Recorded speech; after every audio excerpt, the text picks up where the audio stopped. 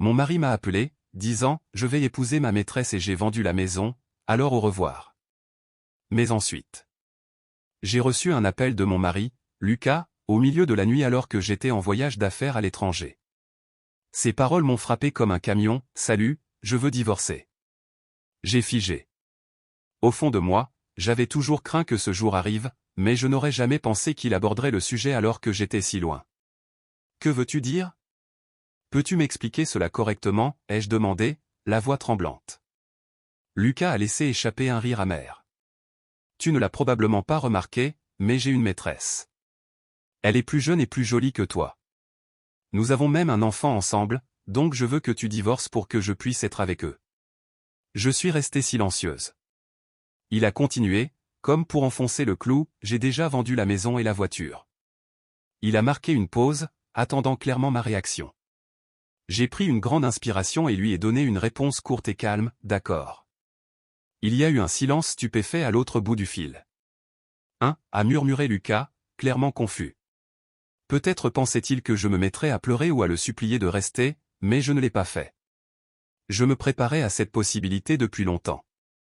Ces paroles ne m'ont pas ébranlé comme il s'y attendait probablement. Quelques jours plus tard, lorsque je suis rentré chez moi, Lucas était à l'aéroport en train de m'attendre, l'air affolé. Mais laissez-moi vous parler un peu de moi avant d'en arriver là. Je m'appelle Jenna. J'ai 35 ans et je suis femme au foyer.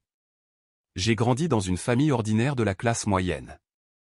Depuis mon enfance, j'adorais apprendre l'italien et j'ai commencé à prendre des cours à l'école primaire. Au collège, j'avais également un talent pour l'anglais et, au lycée, j'ai même pu séjourner dans une famille d'accueil en Italie. C'est à ce moment-là que j'ai commencé à rêver de travailler pour une entreprise internationale. Pour réaliser ce rêve, j'ai intégré le programme de commerce d'une grande université. Pendant mes études, j'ai étudié à l'étranger en Italie et j'ai travaillé dur pour atteindre mes objectifs. La recherche d'emploi n'a pas été facile, mais j'étais ravi d'avoir décroché un poste dans mon deuxième choix d'entreprise internationale. Ma famille était si fière, et ma sœur m'a même dit « Jenna, tu es incroyable. Nous sommes si fiers de toi. Prends soin de toi et fais de ton mieux. » Leur soutien était primordial pour moi. Commencer mon nouvel emploi a été difficile. Le travail était plus exigeant que je ne le pensais et, même si l'entreprise traitait bien ses employés, les normes étaient incroyablement élevées. Au début de la vingtaine, avec peu d'expérience, je devais souvent travailler de longues heures, mais mes collègues et mes superviseurs m'ont soutenu et, surtout, j'ai trouvé de la joie à faire le travail dont j'avais toujours rêvé. Après avoir travaillé dur pendant plusieurs années, mes efforts ont finalement été remarqués. J'ai commencé à recevoir des tâches plus importantes et mes amis me disaient souvent des choses comme « Tu es en passe de devenir une femme d'affaires prospère » ou « Tu es tellement cool, une femme si forte ». Mais malgré la façon dont les gens me voyaient, j'avais un faible pour les choses mignonnes. J'adorais collectionner des objets de mes personnages préférés et je dormais même avec des peluches. Je voulais un animal de compagnie, mais mon emploi du temps chargé me le rendait impossible, alors pendant mes jours de congé, j'allais dans des cafés à chats pour me détendre. Au travail, je gardais une image professionnelle et pointue, ne montrant jamais mon côté plus doux. Peut-être était-ce parce que j'étais si occupé que je recherchais du réconfort dans ces petites choses. En vieillissant, beaucoup de mes amis ont commencé à se marier et à avoir des enfants. Au mariage, les gens me disaient « Tu devrais te marier bientôt aussi ». Je riais et disais « Je suis trop occupé par le travail ». La vérité était que je ne ressentais rien de romantique envers qui que ce soit au travail ou parmi mes contacts professionnels, et je n'avais pas le temps de rencontrer de nouvelles personnes. Je me demandais si j'étais destiné à rester célibataire pour toujours. À l'époque, je pensais que c'était bien. J'aimais me concentrer sur ma carrière et cela ne me semblait pas être une mauvaise façon de vivre. Puis, un jour, je suis allé au mariage d'un autre ami. J'ai applaudi le couple comme d'habitude, mais cette fois, je me suis senti un peu mal à l'aise. J'avais déjà plus de 30 ans. Si je voulais me marier, je devais commencer à chercher quelqu'un bientôt. La réception s'est déplacée dans un bar plus tard dans la soirée, et je me suis retrouvé assise seule au comptoir avec un verre. J'observais les autres invités rire et les mariés sourire timidement. Soudain, une voix a interrompu mes pensées, « Êtes-vous seul ? Puis-je m'asseoir ici ?» La voix était douce et agréable, et elle m'a prise au dépourvu. « Oh, bien sûr », ai-je dit en me tournant pour regarder l'homme. Il était à peu près de ma taille, grand pour une femme, et semblait plus jeune que moi. Son visage était moyen dans le bon sens du terme, pas tout à fait ce à quoi je m'attendais de sa belle voix. « Êtes-vous ici pour le mariage » a-t-il demandé. « Oui, je suis une amie de la mariée » ai-je répondu. « Je suis un ami du lycée du marié. Voulez-vous prendre un verre ensemble » J'ai hoché la tête et nous avons commencé à discuter en buvant. « Waouh, vous travaillez dans cette entreprise internationale dont j'ai entendu parler. C'est incroyable. Pour quelqu'un comme moi, simple salarié d'une petite entreprise, vous avez l'impression d'être d'un autre monde, a déclaré l'homme. Il s'est présenté comme Lucas, et j'ai trouvé qu'il était facile de lui parler. Avant de nous séparer, nous avons échangé nos coordonnées et avons commencé à nous rencontrer par la suite. Lucas avait 3 ans de moins que moi et travaillait dans la vente dans une petite entreprise. Il avait une personnalité douce et mignonne, était très à l'écoute et savait faire des compliments sincères. J'aimais passer du temps avec lui. Après quelques rendez-vous, Lucas m'a avoué ses sentiments et j'ai joyeusement dit oui. Même si son revenu annuel était inférieur à un tiers du mien, cela ne me dérangeait pas du tout à l'époque. Plus nous passions de temps ensemble, plus je trouvais Lucas adorable. Je ne le voyais pas comme super cool ou fiable, et c'est peut-être pour cela que je n'ai jamais été déçu par lui. Au contraire, j'aimais sa nature mignonne et sérieuse. Quand il disait des choses comme « j'adorerais goûter ta cuisine », je ne pouvais pas résister et je cuisinais pour lui avec plaisir. Après environ 1 an et demi de relation, Lucas m'a surprise avec une bague. « J'aime la façon dont tu es toujours si cool, mais tu as aussi ce côté mignon. Si tu es d'accord, veux-tu m'épouser » a-t-il demandé. J'ai été prise au dépourvu, mais ravie. J'ai accepté la bague avec un sourire. Merci, Lucas. Prenons soin l'un de l'autre en tant que mari et femme. Lucas était aux anges, sautant pratiquement de joie, et son bonheur me faisait rire. Par la suite, nous avons rencontré nos familles respectives pour partager la nouvelle. Les parents de Lucas étaient des gens gentils et simples qui ont joyeusement béni notre mariage. Ma famille m'a également soutenu, mes parents lui disant « S'il vous plaît, prenez bien soin de notre fille ». Ma sœur, qui est déjà mariée, m'a taquiné discrètement en disant « Il a l'air d'être exactement le genre que tu choisirais, connaissant ton faible pour les choses mignonnes, mais ne le gâte pas trop, d'accord ?» J'ai ri et répondu « Je sais, je sais ». Et c'est ainsi que la vie avec Lucas a commencé. Comme nous commencions une nouvelle vie, j'ai décidé d'acheter un appartement en copropriété. C'était une grande décision, mais je pensais que ce serait un bon investissement pour l'avenir. J'ai choisi un logement un peu plus grand, en prévision du cas où nous aurions des enfants. Je croyais que notre vie de couple heureuse allait commencer, mais la réalité m'a frappé de plein fouet. Lucas ne savait pas faire les travaux ménagers. Il avait vécu avec ses parents jusqu'à notre mariage et avait toujours compté sur sa mère pour tout. J'ai essayé d'être patiente et j'ai dit, « Lucas, maintenant que nous sommes mariés, nous devrions partager les tâches ménagères. Si tu ne sais pas comment faire, je peux te l'apprendre. » Mais Lucas a froncé les sourcils et a dit, « Quoi ? Maintenant que nous sommes mariés, n'est-ce pas ton travail de t'occuper des tâches ménagères ?» Je l'ai regardé et ai répondu fermement, « Non, Lucas, les tâches ménagères sont quelque chose que nous partageons. Non, j'ai un travail prenant. Ce sera un problème si tu ne peux même pas gérer les tâches ménagères, ai-je dit fermement. Allez, lève-toi.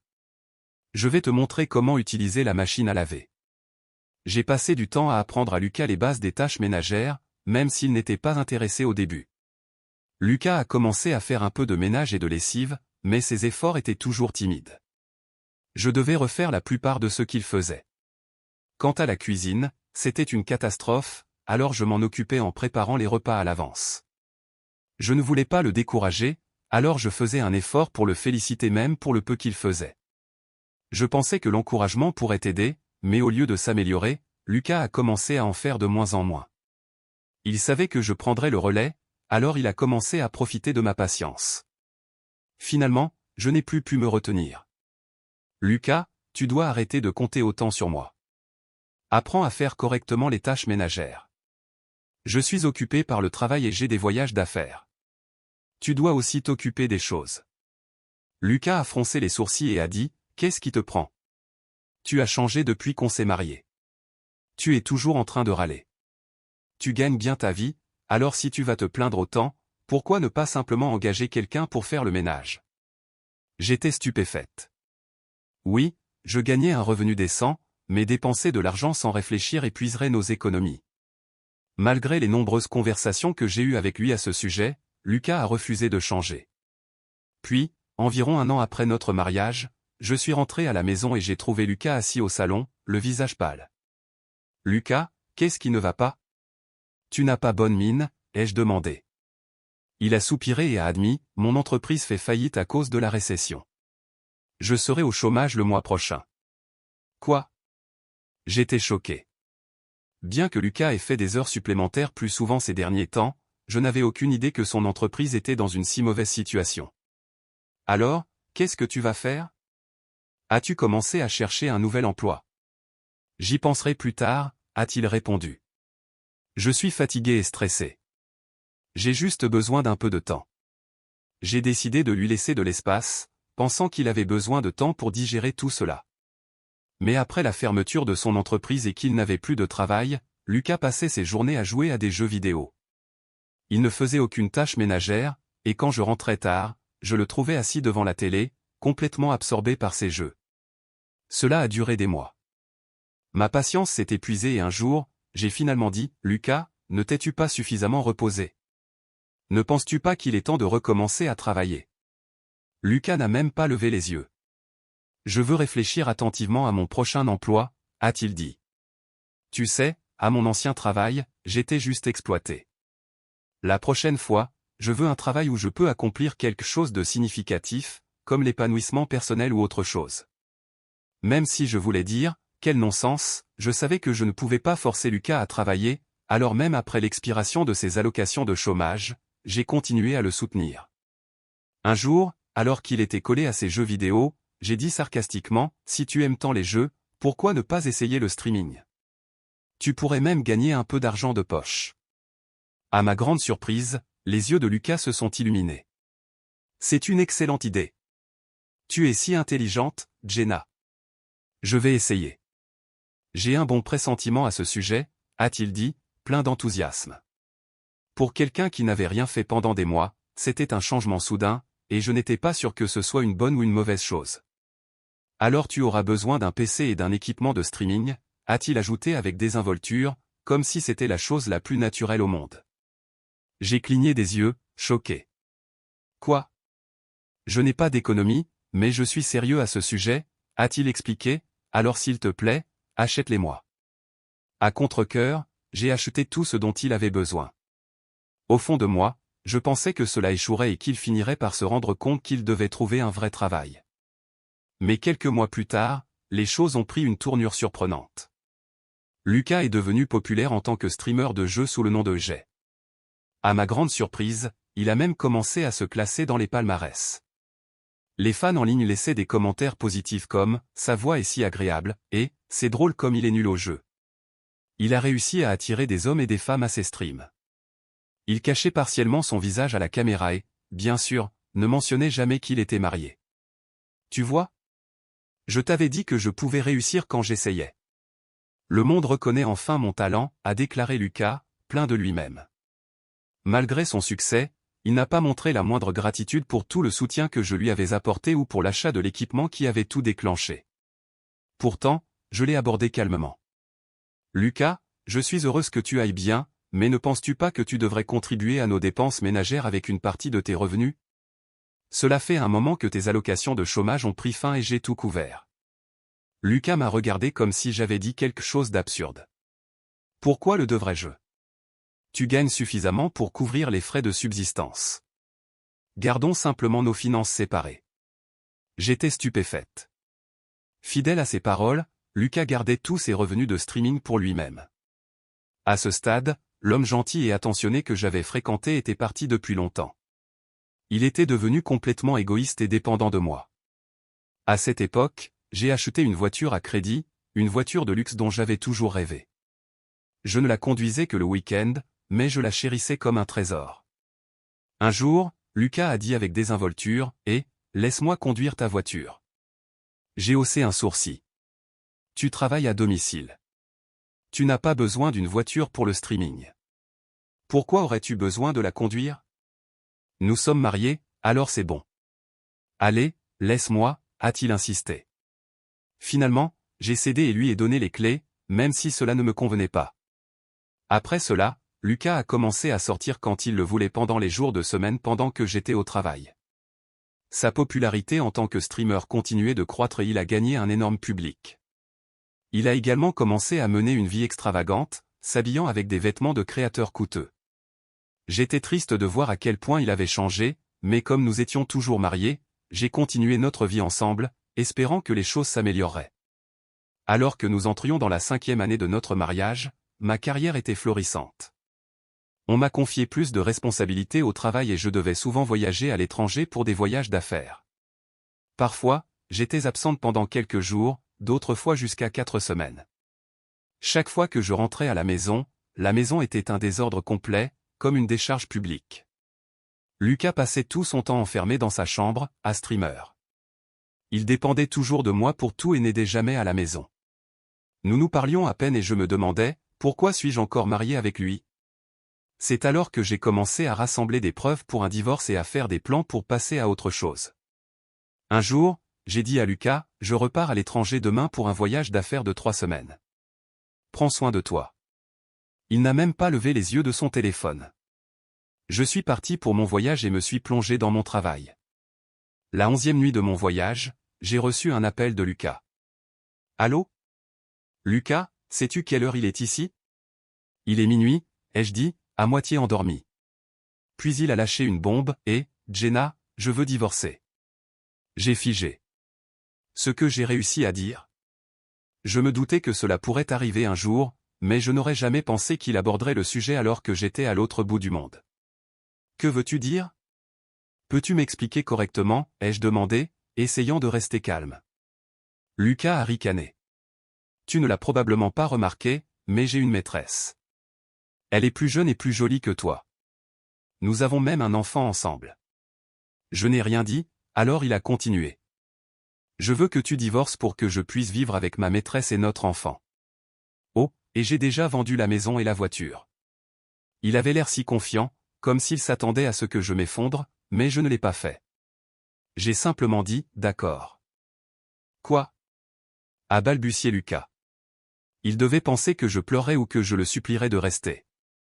Il n'avait aucune idée que je me préparais mentalement à ce moment depuis longtemps. Tu veux divorcer, n'est-ce pas?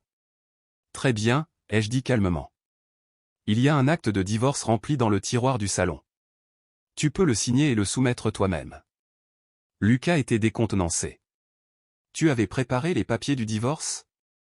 Eh bien, merci de me faciliter la tâche. Au revoir alors. Profite d'être la femme que ton mari a quittée. J'ai retenu un rire. Bien sûr, bien sûr. Eh bien, je vais me rendormir. Au revoir, Lucas. Puis j'ai raccroché et j'ai immédiatement bloqué son numéro. J'ai appelé ma sœur et lui ai demandé un service, puis je me suis couché et j'ai dormi paisiblement jusqu'au matin. Le lendemain, je me suis concentré sur mon travail et je suis resté occupé jusqu'à la fin de mon voyage. Finalement, il était temps de rentrer à la maison. Le siège en classe affaires fourni par mon entreprise était si confortable que je me suis endormi pendant le vol. Quand je me suis réveillé, je me suis étiré et j'ai pensé, c'était une bonne sieste. Pas de décalage horaire pour moi cette fois. Je suis prête à reprendre une vie normale. Après l'atterrissage, j'ai récupéré mes bagages et me suis dirigé vers le hall de l'aéroport. En arrivant à la sortie, j'ai soudainement entendu quelqu'un crier « Hé, Jenna !» Je me suis retourné pour voir Lucas courir vers moi, l'air paniqué. « Oh, pourquoi es-tu là ?» ai-je demandé, surprise. « Je ne me souviens pas t'avoir demandé de venir me chercher. » Lucas n'a pas répondu directement. Au lieu de cela, il s'est mis à déverser un flot de paroles précipitées. « Que as-tu fait? La voiture, la maison, à cause de toi, je... » J'ai reculé, surprise par son comportement étrange. « Je ne comprends pas de quoi tu parles, » ai-je dit calmement. « Puis-je partir maintenant? Je suis fatigué. » J'ai bâillé et j'ai essayé de le dépasser, mais il m'a bloqué le passage. « Attends une minute, écoute-moi, » a-t-il crié, alors je me suis arrêté et j'ai croisé les bras, attendant qu'il s'explique. « D'abord, j'ai soumis les papiers du divorce après que tu me l'aies dit, » a-t-il commencé. « Je vois, » ai-je répondu avec désinvolture, en parcourant mon téléphone et en prêtant à peine attention. « Est-ce que tu écoutes au moins » a-t-il répliqué sèchement. quand je suis rentré à la maison pour rencontrer l'agent immobilier au sujet de la vente de la maison, il y avait un verrou sur la porte. Je ne pouvais pas entrer. Puis, quand j'ai essayé d'utiliser la voiture, il y avait un antivol sur les pneus, et je ne pouvais pas la conduire. J'ai essayé de t'appeler, mais tu n'as pas répondu. Tu as bloqué mon numéro. J'ai laissé échapper un petit soupir. Oui, j'ai bloqué tes appels, et alors? Le visage de Lucas est devenu rouge de colère. As-tu mis le verrou sur la maison et les antivols sur la voiture? Comment as-tu fait cela alors que tu étais à l'étranger? J'ai haussé les épaules. J'ai demandé à ma sœur de s'en occuper. Ses yeux se sont agrandis sous le choc. Ta sœur? Oui, ai-je dit, gardant un ton léger. Tu as dit que tu avais vendu la maison et la voiture, tu te souviens? Mais quand ma sœur a vérifié, les deux étaient toujours là, donc je suppose que tu bluffais.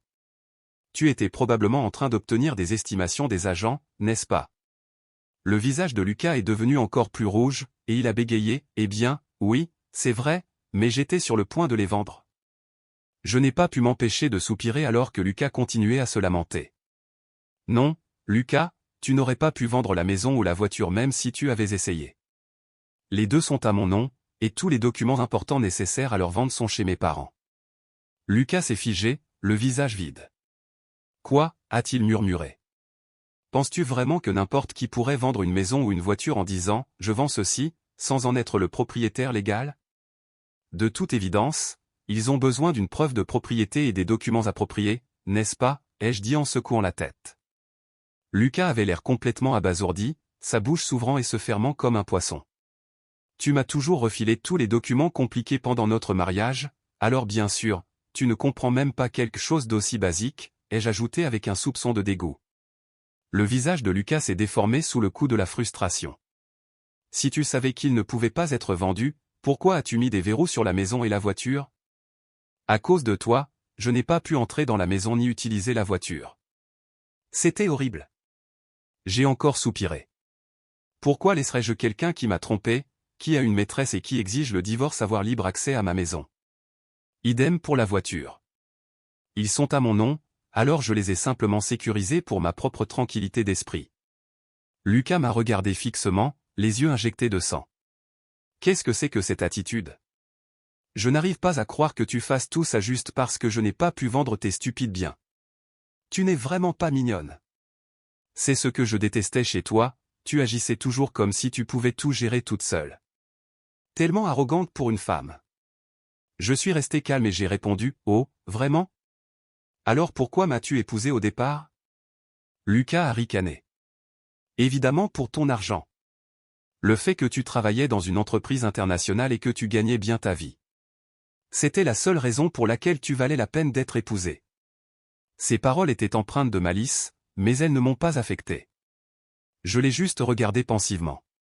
À bien y penser, il n'y avait pas beaucoup d'avantages à ce que je t'épouse non plus. Le visage de Lucas est devenu rouge de colère. Ne fais pas ta crâneuse.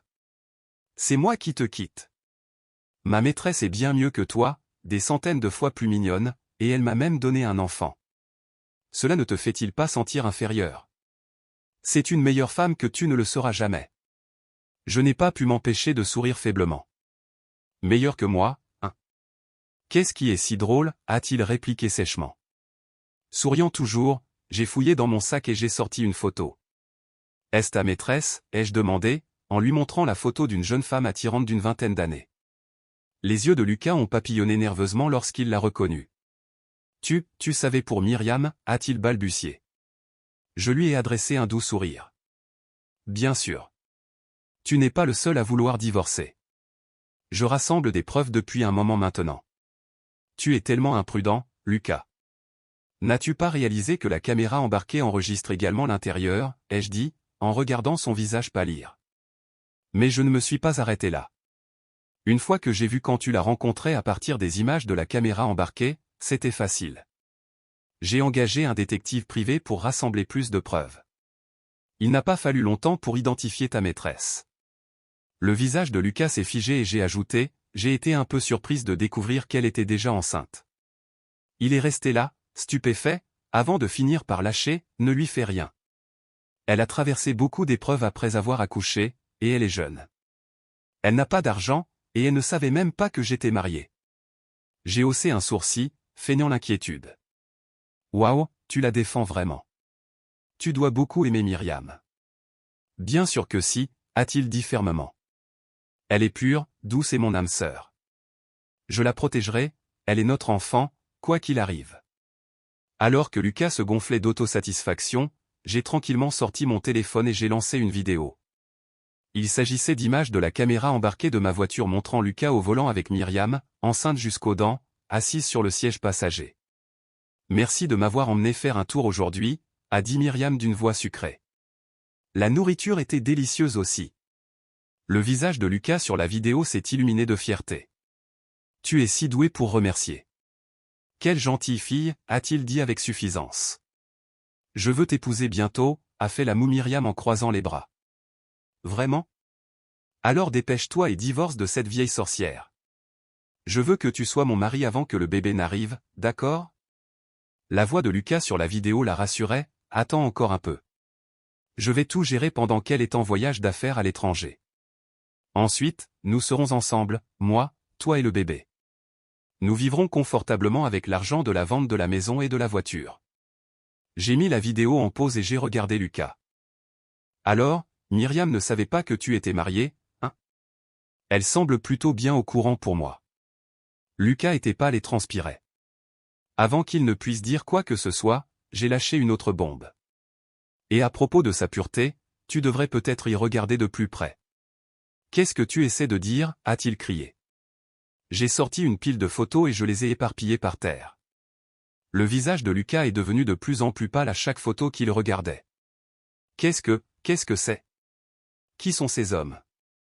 Des hommes, les photos montraient Myriam avec différents hommes, se tenant la main, entrant dans des hôtels et même passant des examens prénataux avec un homme qui n'était pas Lucas. Voilà qui est vraiment Myriam, ai-je dit calmement. Elle cible les streamers populaires pour des relations. Laisse-moi deviner, tu as commencé en tant que streamer, et elle n'était qu'une autre fan, n'est-ce pas? Lucas était figé, incapable de parler. Il est tombé à genoux, serrant l'une des photos de Myriam, le visage vide sous le choc. Le regardant pitoyablement, j'ai dit d'une voix douce, presque compatissante, tu es vraiment quelque chose, Lucas.